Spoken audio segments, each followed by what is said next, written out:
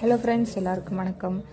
இது இன்னைக்கு காலையில் எங்கள் அம்மா வீட்டில் எடுத்த ஒரு மினி விலாக் தான், மார்னிங் மினி விலாக். நான் காலையில் இன்றைக்கி ரொம்ப லேட்டாக தாங்க எழுந்திரிச்சேன். 7:45 தான் எழுந்திரிச்சேன். அம்மா வீட்டுக்கு வந்தாலே நல்லா தூக்கம் தான் ஃபஸ்ட்டு. 7:45 எழுந்திரிச்சாச்சு. எழுந்திரிச்ச உடனே பசங்கள்லாம் சாப்பிட போயிட்டாங்க காலையில். ஆனால் அப்போ தான் நான் டீயே குடித்தேன்.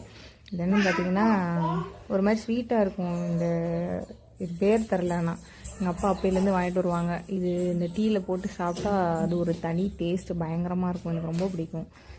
அது மாதிரி இப்போ வந்திருந்தப்போ இருந்துச்சு, எடுத்து அழகாக காலையில் திருப்தியாக சாப்பிட்டாச்சு. டீ குடிச்சிட்டு அதுக்கப்புறம் லேட்டாக தான் சாப்பிட்டேன்.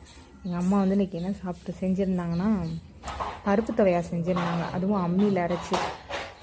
பொதுவாக துவையா அம்மியில் அரைக்கிறதுங்கிறது வந்து பயங்கரமான டேஸ்ட்டாக இருக்கும். நம்ம மிக்சியில் அரைச்சி சாப்பிட்றது அவ்வளோ டேஸ்ட்டு கொடுக்காது.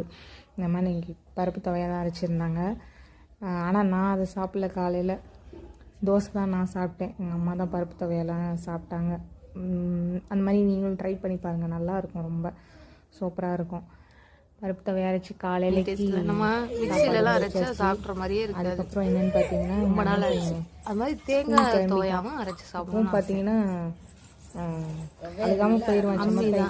பருப்பு துவையா தேங்காய் துவையாரு நீட்டாக ஒரு பாட்டுக்கு சமத்தா போயிட்டாரு. கொஞ்சம் லைட்டாக சின்னங்கினாரு போயிட்டாரு. இன்றைக்கி என்னென்னு பார்த்தீங்கன்னா பிள்ளை ரொம்ப அழுக ஆரம்பிச்சிட்டான். ஏன் போகமாட்டேன்னு ஒரே அடம். ஏன்ப்பான்னு கேட்டால் ஒர்க்கு செய்யலை, அதனால் கம்ப்ளீட் பண்ணாமல் போகக்கூடாது அப்படின்னு சொல்லிட்டு ஒரே அழுக. அப்புறம் பிள்ளைய உட்கார வச்சு டக்குன்னு எழுத வச்சு ஒரு வழியாக வேன் வந்துடுச்சு. பிள்ளை ரொம்ப அழுதுட்டான். அதுக்கப்புறம் அந்த அழுகையெல்லாம் வந்து கிளப்பி விடுற வரைக்கும் தாங்க. ஏன்னா நம்ம இருக்க சொல்லிடுவோம்ல, அதனால் வேனில் ஏற்றி விட்டால் சார் அவர் பாட்டுக்கு நீட்டாக உட்காந்து சமத்தாக போயிட்டு பிள்ளை வீட்டுக்கு வந்துடுவான். அது மாதிரி ஒரு வழியாக உள்ளே ஏற்றி விட்டாச்சு. ஏறினோன்னு அவர் பாட்டுக்கு அழுகிந்து விட்டுட்டு அவர் இடத்துல போய் உட்காந்துட்டாரு. சாயந்தரம் வரையில் ஜாலியாக வருவார் சார். இன்றைக்கி காலையில் எங்களுக்கு இப்படி தாங்க போச்சு. அப்படி எல்லோரும் சாப்பிட்டீங்களா? வீடியோ சப்ஸ்கிரைப் பண்ணுங்கள். தேங்க்யூ.